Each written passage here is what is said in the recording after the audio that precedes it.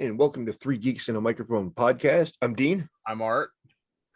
And Russ again is out today. He is doing a toy show, but we have our special guest, Mr. Matt Swaford from Reclaimers Vintage Toys. I will get this right if it kills me. It's like your eternal tongue twister. It is. So, Matt, welcome. How are you, sir? I'm good. How are you? Oh, not too bad. I am glad to have you back. And, always a pleasure. And today, our subject for our open geek talk is going to be vintage arcade cabinets. Some of our favorites. Art, take us on. All right. We're pretty much just discussing the like our favorite vintage cabinets, say early 80s up through mid to late 90s, probably not any later than 96. Like my personal favorites are pretty much in order: Pac-Man, Frogger, and I'm talking about the original Pac-Man, Miss Pac-Man, Frogger. Now I lost my train of thought. Your three favorites. Yeah. Ninja Turtles, Mortal Kombat 2, not the first one. That was awful. And probably Pole Position. Those I think I played the most as a kid. Like if I got anywhere near an arcade, but Pac-Man as a kid, I had like posters in my room, watched the Saturday morning cartoon. Donkey Kong was another favorite. What about you guys? My first, let me see, I'm trying to think as far back on the Wayback Machine here. We didn't have an arcade in my small town that I grew up in. There was a bowling alley one town over. It was about 15, 20 minutes away. And I remember they didn't have a ton of arcade games, but they had, some of the early ones, Galaga, Asteroids, Yar's Revenge, Space Invaders, stuff like that. And then the pizza place in town had, I think, 2 or 3. And I know they had like Dig Dug and Donkey Kong. So those were my kind of first introduction to arcade cabinets. Whenever I got to play arcade games, it was always kind of like a special treat because it was kind of like an event because it was either we were at the pizzeria or we were at the bowling alley. So, I mean, yeah, I some of my early favorites, I loved Galaga. That was, to me, that was like a Star Wars X-Wing game, like fighting, bug ships and things like that. They did have the Star Wars, I can't ever remember what game it is. It's the one that they did the arcade 1-up for, where it's like the vector graphics. Mm-hmm. And it's got the control stick and all that. They had that at the grocery store, so I played that one a lot. But yeah, those were definitely some of my early favorites. Dig Dug, it was another good one. Donkey Kong, I liked all of them. I liked Centipede with the ball track ball. Sure. Right. There's another one. Was it Berserk? I want to say Berserk. Breakout. Arkanoid. Okay. Was a great one, which I think is Breakout, where you've got the paddle and then the ball that that busts everything up. That one is still, like, I put that one up there with Tetris as far as like just like super addictive games that once I start playing it, like I could be there for 3 hours and look up at my watch and be like, oh, holy shit. My three favorites are still the three I would want to buy. An original Pac-Man, a sit-down Spy Hunter, and Stargate is probably my three favorites. Stargate was a Williams or Bally's or a Williams game, one of the two, and you didn't see it a lot because it had one joystick and a ton of buttons. You were a ship flying over a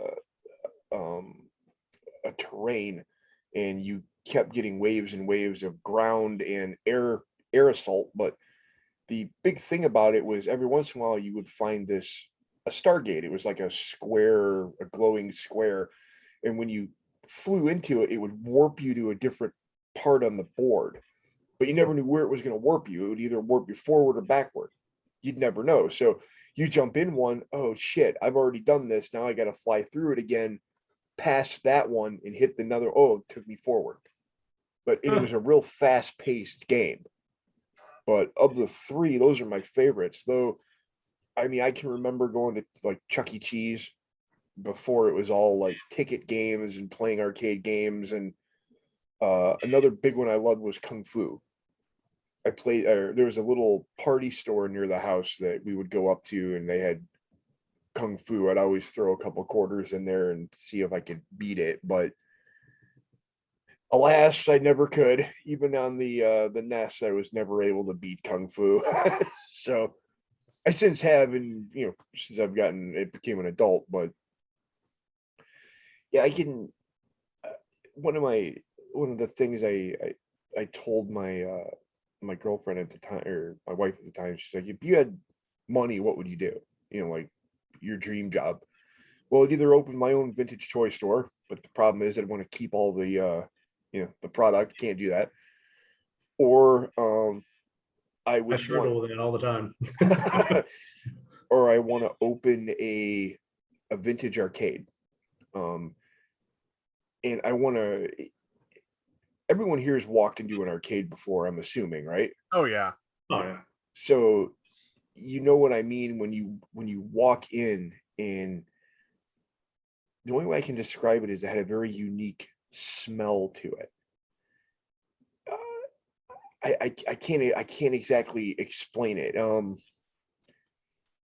You could smell the carpeting. You could smell the dust. You were in an arcade.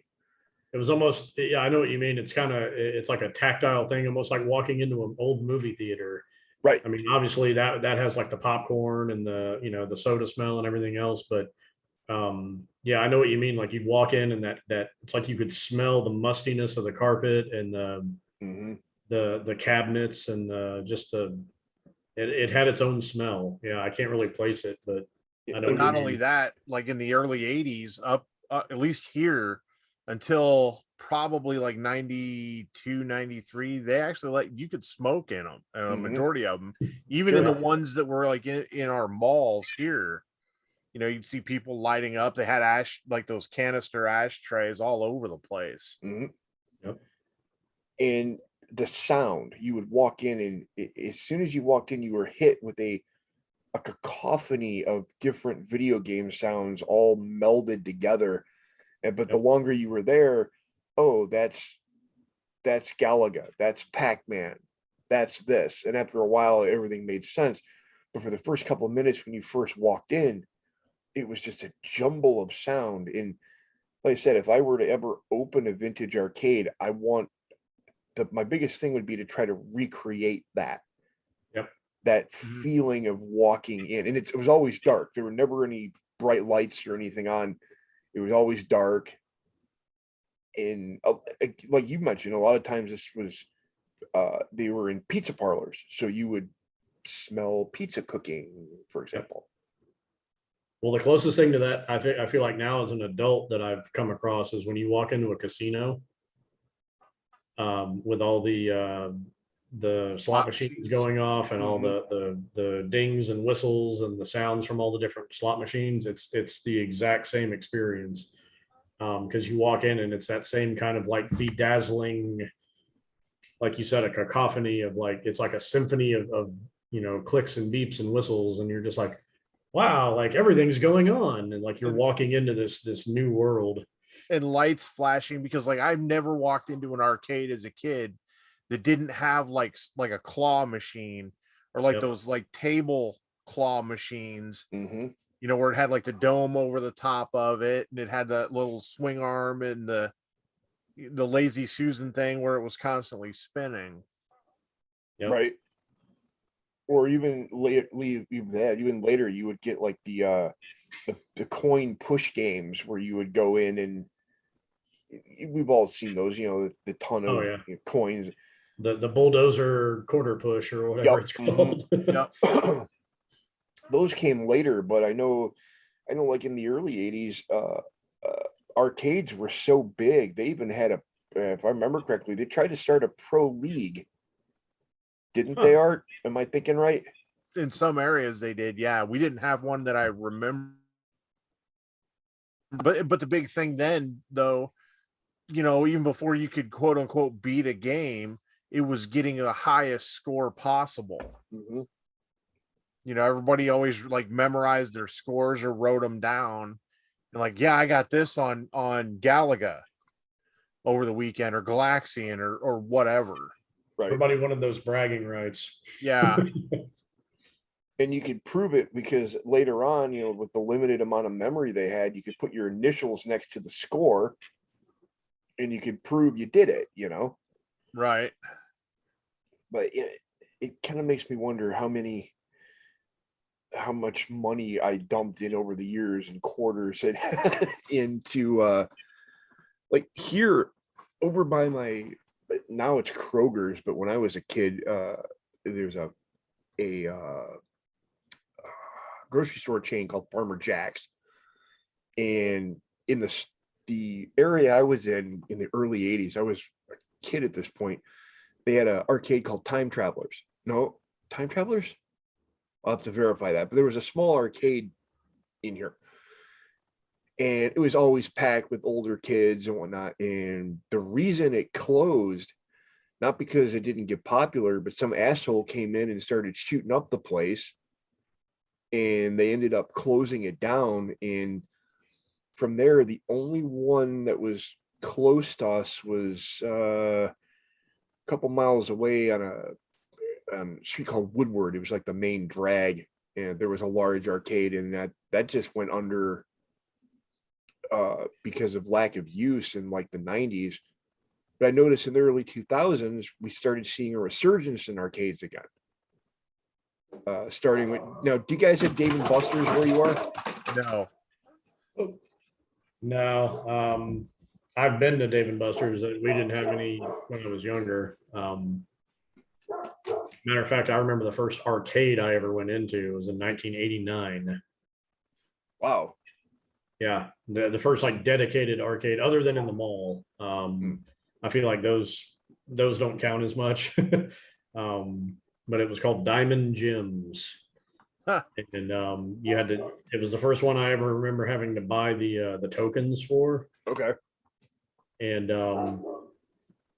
and whenever I left, I think I had like two of those left, and I held on to them for, I mean, all through high school and everything, just in case I ever went back, And so yeah, it was always my experience with arcade cabinets was way more sporadic, and I remember them like popping up occasionally at like convenience stores that were in my hometown, and they would swap them out after a while. So Okay. like when I lived with my grandmother in a different small town, there was a Circle K that we would go to after school and stuff like that. And I remember when they put in Street Fighter 2, and that was like that blew everybody away. Like me and like a group of guys would go there after school, and like we'd just be feeding quarters like lunch money and stuff that we brought, quarters that we brought to school. And they got to the point where the manager of the Circle K didn't want us all hanging out in there. So they replaced it with a game called Zybots. Oh God. And it was, or Zybots? I think it was Zybots. They actually That put two different games, Xenophobe and Zybots. Zaxxon? No, this was it was like a third person where you're like behind the character, and you're running around in like hallways and using elevators, and you're getting different guns and shooting aliens. Hmm. It's kind of a weird one, but Xenophobe was like if Star Trek took on the Xenomorphs. Oh, wow. Yeah, it's a weird one too. They were like these egg hatching aliens that were on like a spaceship, and you're literally like, I mean, the characters in that look like Starfleet, and you're running around with like these little like pop guns, basically like trying to shoot them, and then you upgrade to like the legit laser gun. But it didn't compare to, the experience of playing Street Fighter 2, where we're like, beating the crap out of each other.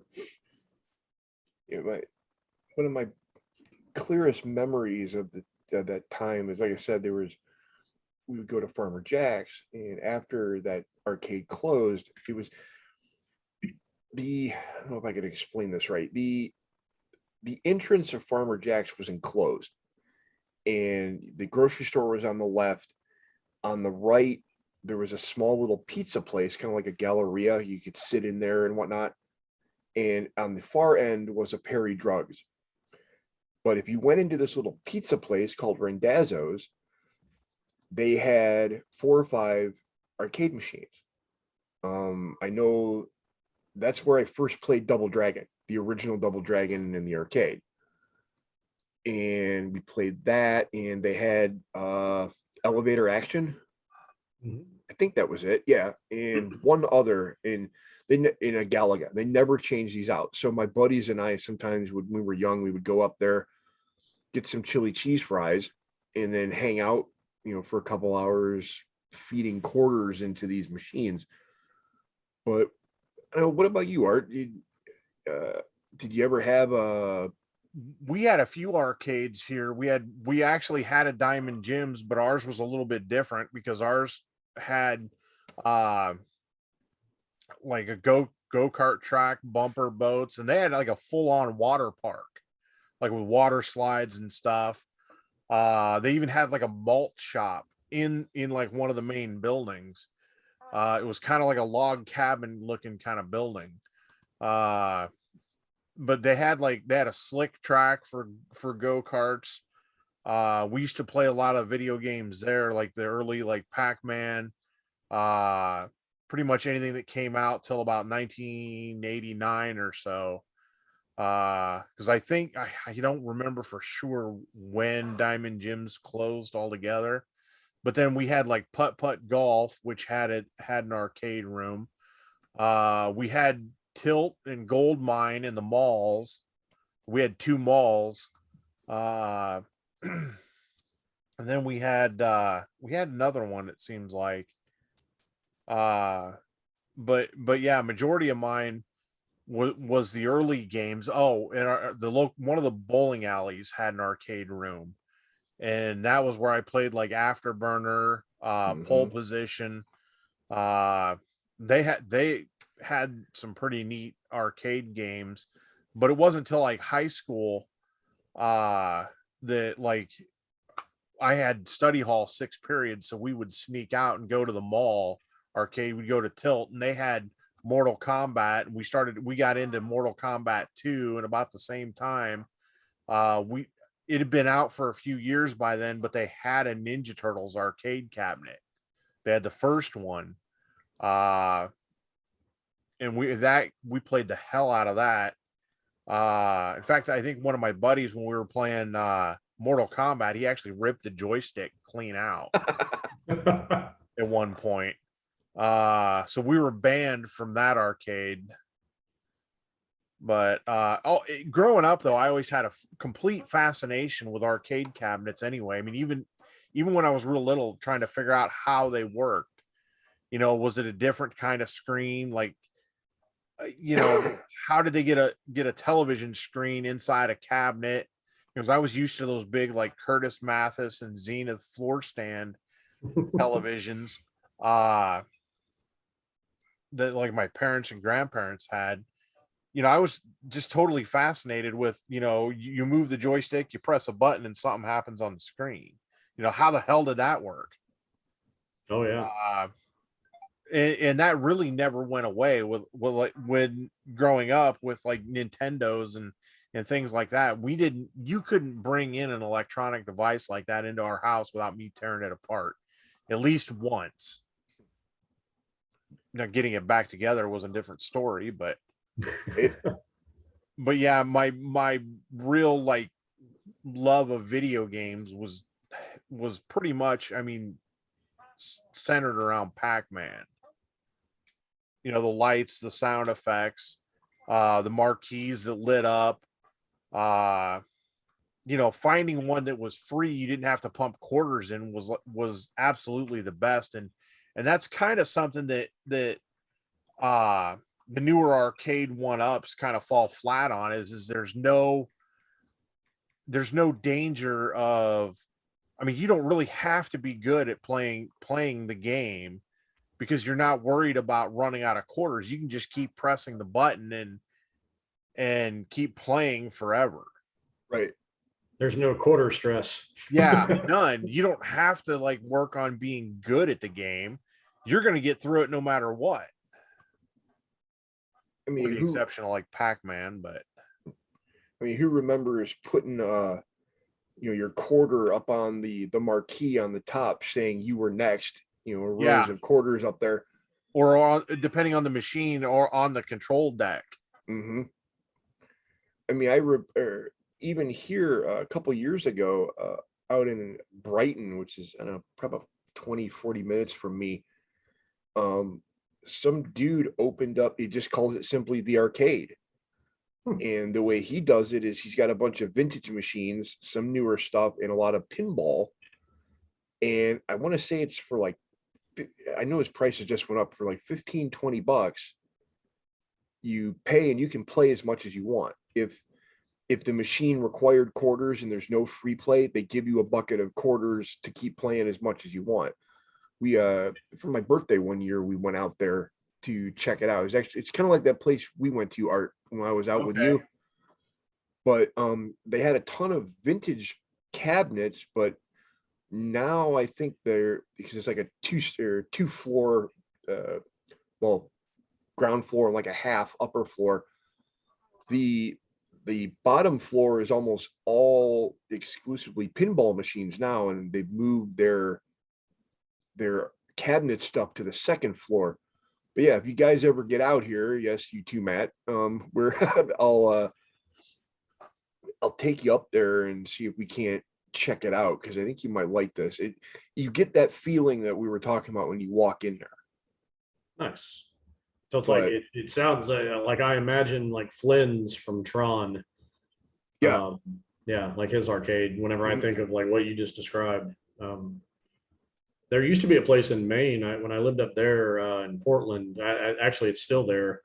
It's called Arcadia National Bar, and that's a play on, in Maine. There's a Arcadia National Park, which is further up north. But it's a arcade bar, and like they have like local microbrew and all that kind of stuff. It's very hipstery. But they had a ton of arcades. They had old pinball machines. They had air hockey and all that kind of stuff. It was really cool. I used to go there a lot. Nice. I haven't. It's been a couple years since I've been to the arcade. It's just, I said, it's kind of a hike to get up there, and it's kind of in the middle of nowhere. But we had a blast last time I went. Now this place, it's not a bar. I mean, if, like I said earlier, if I were to open up a place myself, that's what I would want to do. Open up like a bar style, no kids after 7 p.m. or 5 p.m. or whatever. But I don't know. That'd be great. I'd call it Barcade. Yeah. Or something like that. Barcadia. So some of the more vintage ones that did you other than Pac-Man, did you have a favorite that every time you saw it you had to play it? Me or both? I wish I could say Tron, but nobody around here. In fact, up until a good 10 or so years ago, I never even knew there was a stand-up arcade for Tron. I'd never seen it. And I went into a video game store, vintage used video game store that unfortunately went out of business, and I was buying Super NES parts from them, and NES parts to do some of the Piecade systems that I was doing at the time, and they just happened to have a Tron. But that movie definitely had an impact on liking arcades. And then for Christmas, what was it, 81, 80, 82, 83, somewhere in there. I got that at home Tron game. The Deadly Discs or No, this is actually, it's right here. Actually, it actually works. I don't know how well this will show up on the camera, if the camera's even going to play along. No. I just No. you're coming in and like Yeah, slips. No. Yeah, I can't see it. Snap a picture of it and put it in the chat when you get a second. yeah. But yeah, And the at home one was actually a lot of fun. But yeah, I mean, yeah, I wish I could say I knew about that the stand-up arcade way sooner, because if I had unlimited money, I would have had one.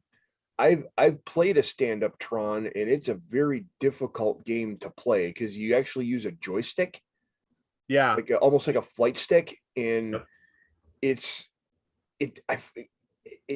the stick doesn't match up with what you're seeing on the screen, and at least for me, it's hard to make that connection.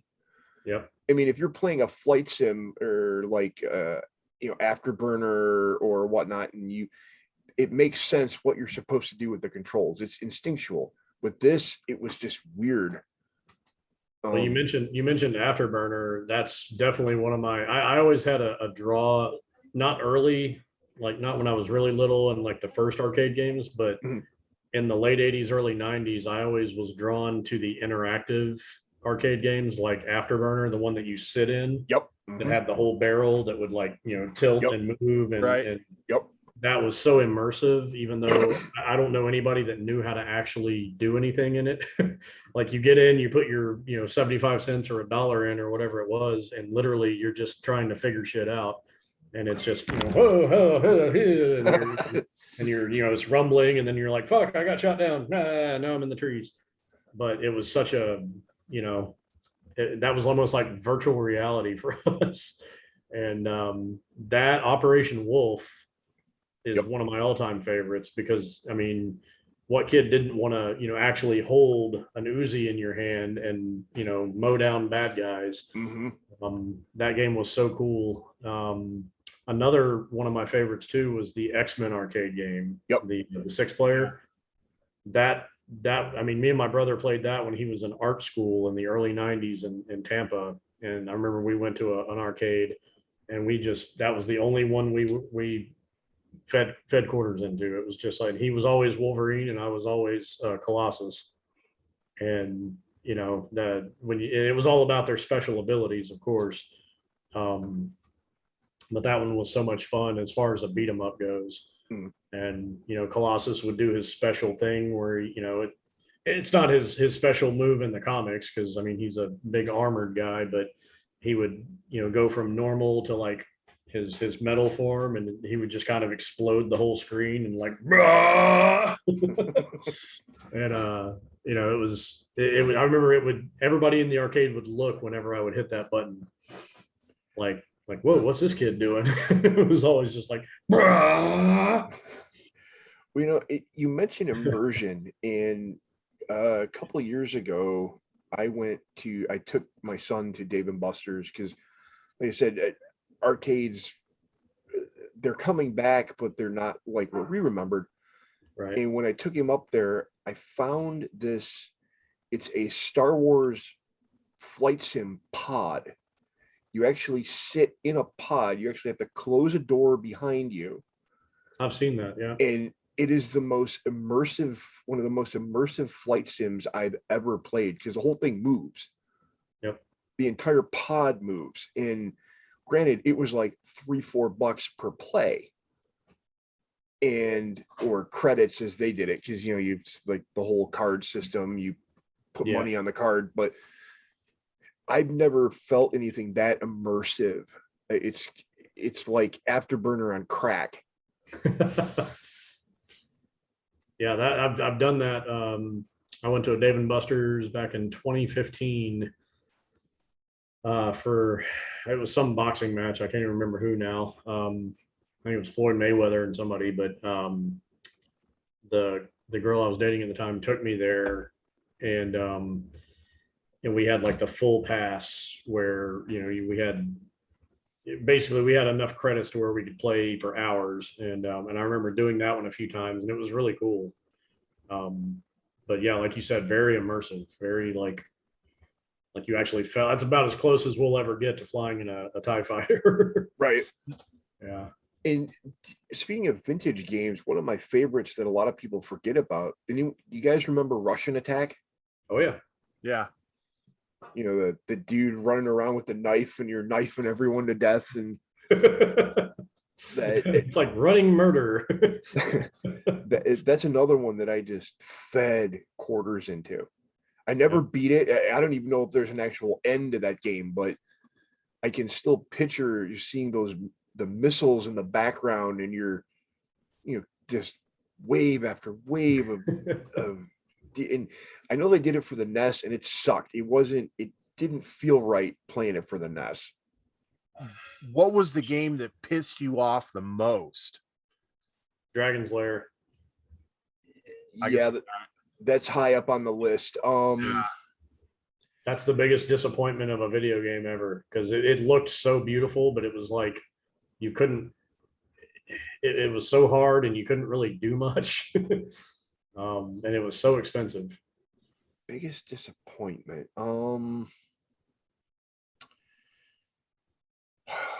That's a tough one.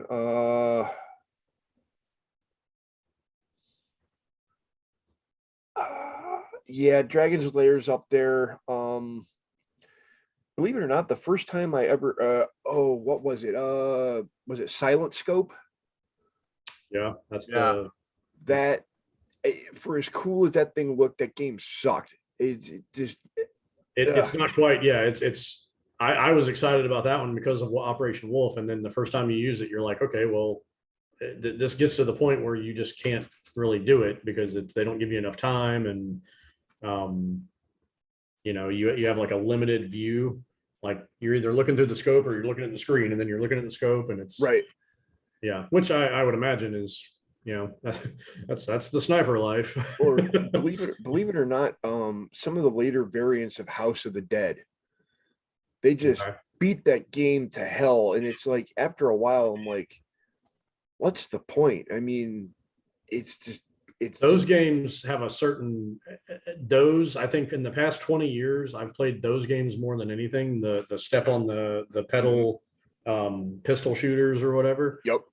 And there's an Aliens version of that. Yep. With the pulse rifles. I think they're like a Men in Black or something like that. Those are kind of fun. But they do get to the point where it's like, okay, you can't, there's too much crap coming at you. You can't get it all. Terminator 2 was like that. Yep. Yeah, that's right. And you're fighting like the endoskeletons. Yeah, I remember that. And they're throwing grenades and shit at you. Yeah, stuff that you literally can't do anything about. And then like, oh, here's a warship. Bah, bah, bah, bah, bah, bah, bah. Oh. And it's like, yeah, please deposit another $3 in quarters if you want to keep playing. For me, it was other than Dragon Slayer. Oh, and I lost my train of thought. Damn, don't ever have a stroke, boys and girls. This biggest disappointment game. Did you ever play the arcade version of G.I. Joe? No. Yes. I didn't even know there was one. Yeah. Run and gun, yeah. Yes. Oh my God, did that piss me off? Yeah. You can't really play the one you really, like Shipwreck. I wanted to play Shipwreck. Yep. Not an option. And it really doesn't matter which character you pick because they kind of do the same thing. Yeah, there was really no real difference in any of the characters when it came down to like could none of them could carry like more weapons or ammunition than any of the others. They were basically just reskinned or rehashed versions of the same one. And being G.I. Joe and a fan of G.I. Joe, you're hoping that the game's going to be really kick ass. Nah, not so much. Well, and it's that constantly moving, running forward style. So Yeah, and again, you've if you got don't get it, it passes you by. yeah, If you're or it shooting, kills like, you. da, da, da, da, da, da. Or, on that list would probably be, I can't believe I'm saying this because it's one of my favorite NES games, Ninja Gaiden. When I Yeah, played the cabinet version of Ninja Gaiden, it's a beat 'em up. It's not Yep. a side scrolling, I don't know what you call it, adventure game maybe, but the first time I played that, I'm like, what is this? And why can't my jumping sucks. I'm a ninja. My jumping shouldn't suck like this. Yeah. But it was more of a beat 'em up or button masher, say what? a button masher. Yes. Or what was the other one? Was it Bad Dudes? Bad dudes. Yeah. The two guys, in the tight jeans and the white t-shirts, in the fingerless gloves, beating the hell out of it. Streets of Rage. There was another one that was Street Fighter. yeah, Street Fighter. I liked. Street Fighter, I like Street Fighter, but the walking and beating up games, like even Double Dragon, everybody talked about how great that game was. I was so frustrated with that one because of the I don't know what the term is, but like when you think you're right next to the guy and you jump to kick him and you're really behind him. Right. So you like ghost and like, oh, that didn't get him, but no, now he moved up a second and like boom, now he's whacking me. Like I hated that. And just how kind of clunky the jump kicks were and all that kind of stuff. The Ninja Turtle arcade was kind of like that, the original 1989 one, and it was Yep. like that too on the NES. Yeah, where you can't tell like where your vector is basically. Yeah, the depth perception of it's kind of messed up. Yep, your perspective is skewed. And I played the shit out of Double Dragon when I was a kid, and I'm right there with you, Matt. I felt it was slow. It was really clunky. Well, the implications in that game are really problematic too, because they're brothers, the Billy Lee or whatever their names are, Mhm. and they're trying to rescue one girl from the evil bad guy or whatever, and whoever rescues her gets to like be with her. And yeah, I watched or I listened to a podcast on the Double Dragon movie, and somebody was talking about that, and they're like, yeah, so they're basically brothers that are like competing to see who gets to bang the hot chick. Like after they rescue her, it was really problematic. And Oh, even as a kid, I remember being like, oh well, no, I'm going to get the girl. No, I'm going to get the girl. it's just I just had a bad thought of a really weird menage a trois. I'm just not going to go there. But Hey, they stole our girlfriend. Let's go get them. no, I played that. I played it on the NES, and I actually had more fun playing Double Dragon on the NES than I did the arcade. Even though the graphics sucked, but it was a more thought out game, I guess. You know what I mean? Yeah, absolutely. Another one I like the NES version too, but the arcade I remember playing is Gunsmoke. That's a fun one. It's a Capcom. You walk. It's an up scroller where you're walking and the screen is scrolling downward, Right. and you shoot either ahead of you or to the side, like diagonally, and guys are kind of descending. That's a fun one. Oh, I don't think I've ever seen that one. Oh, you should check that one out if you've got like NES capabilities. That's a fun one. It's an early NES game. I think that came out like in that first year. Yeah, it's relatively quick game, but it gets hard I think there's 6 levels, and by the 4th level, you're just like, Jesus. It's playing 1942. It's similar to that. It's but it's like that, but with a cowboy and with like cowboys and Indians attacking you. Yeah, it's a fun one though. Check that one out. Got great music too. Cool. Well, guys, we're coming up on the 45-minute mark. Do you want to do this as a 2-parter? I think that's a good idea. Yeah, we could probably do like a multi-part one, and compare and contrast between like original cabinets and like arcade one-ups, that sort of thing. Okay. That's a good idea.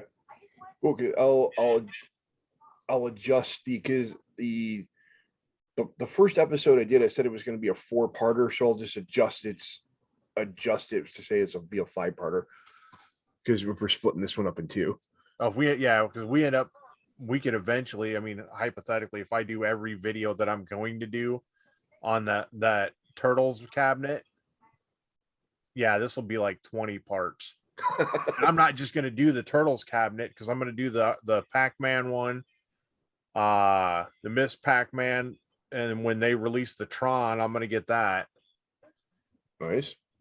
So, well, I guys, gotta track down a better Raspberry Pi than I've got an Orange Pi emulator, and it works, but I have to unplug it to change from one game to another. well, guess what? You came to the right place. Oh yeah. Yeah, Pi It's a 4 pain in the ass. Pi 4 is great. In fact, there's a build out right now, and I think they took it off of Arcade Punks, but there's a build out for the Pi 4, and it's the Wolfeno's 1 terabyte load, and it's loaded. There's like 24,238 games on it. I mean, there's like everything. Wow. But if you get a chance to try the one I did for Michael, the NES. Okay. If you actually go, or if you go up and visit them, ask him to show you that. Yeah, I'll be up there next week. Or the Super NES. Okay. That one's kind of clunky, but it's an older install that I had to tailor myself. I've been trying to get him to send it back to me so I can upgrade it. Nice. But if he'll at least get it shipped to me, I'll pay to ship it back and put I'll pay for all the parts in it. Nice. Yeah, I'll be up there this coming week for the whole week. The one I've got, it's good. It works. It's just, it doesn't have a reset button, and there was no instructions with it when I got it. So if you decide to do it, I've got circuit diagrams, and I can give you lists of where to go to get like the bring your own switch circuit. So you can add the power and reset. I'm not very I'm handy, but I'm not technically inclined very well. So like when I bought this, it was literally like a set, and I've got it online, and I just kind of took a chance. And when it came in, I was like, oh, okay, well, I guess this goes here. Like I got it, and then I just walked through the setup, and I had to figure it out on my own. But like I wouldn't know how to put new hardware on it or anything like that. I'm kind of tech stupid. Well, between the 3 of us, we should be able to figure it out. Yeah. But anyway, let me. So, is there anything else we want to end this with, guys? Or oh yeah, sorry, I thought we were already done. Yeah. Other than please like and subscribe, it helps our channel out. Yes, like us, subscribe to us. Thank you very much for joining us, and we will see you on the next one.